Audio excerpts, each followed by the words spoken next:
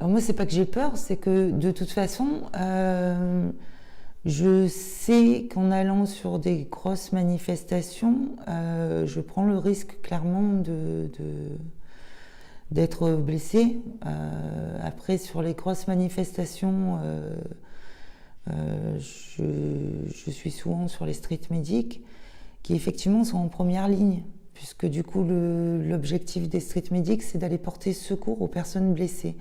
Je dis bien aux personnes blessées, ça veut dire qu'on porte secours à n'importe quelle personne blessée, y compris aux forces de l'ordre, d'accord. Moi je m'interdis, et en tant que gilet jaune et en tant que street medic, de ne pas porter secours à quelqu'un. Ça c'est la première des choses.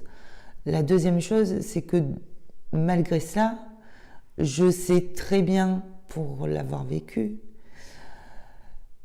que les violences policières sont d'une extrême violence et ne sont pas justifiées. Et ça, vraiment, c'est un problème. Quand on me dit qu'il y a des casseurs et tout, il y en a probablement. Personnellement, j'en ai jamais vu, puisque du coup, sur Valence, ça a été plutôt calme. Mais j'ai quand même assisté à des violences policières, qui étaient réellement des violences policières. Parce que si une barrière poussée justifie que l'on gaze 500 personnes, si les gens trouvent ça normal, moi personnellement je ne trouve pas ça normal.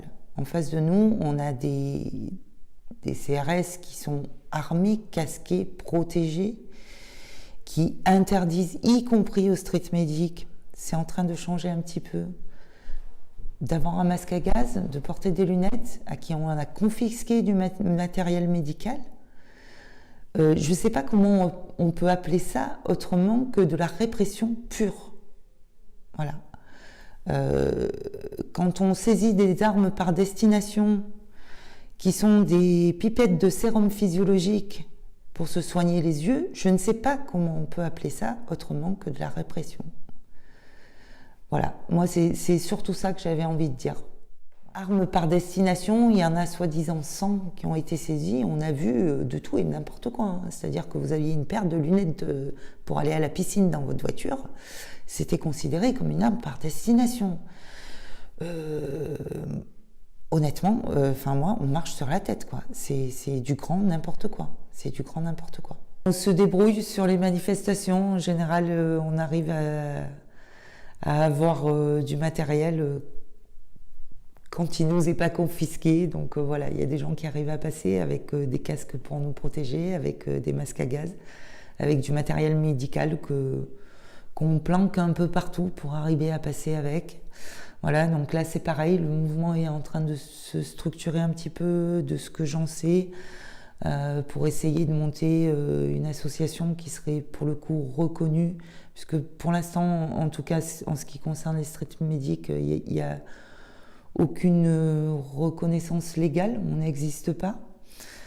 On est en première ligne sur les manifestations et sur les violences policières, mais on n'existe pas, donc voilà.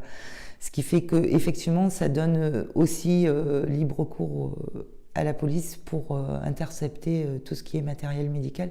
Quand je parle de matériel médical, on n'est pas sur du matériel médical de réanimation. Hein. C'est du matériel de premier secours, hein, voilà, de première nécessité, puisque notre rôle, c'est aussi d'alerter au plus vite les pompiers pour qu'ils puissent être très rapidement sur les lieux.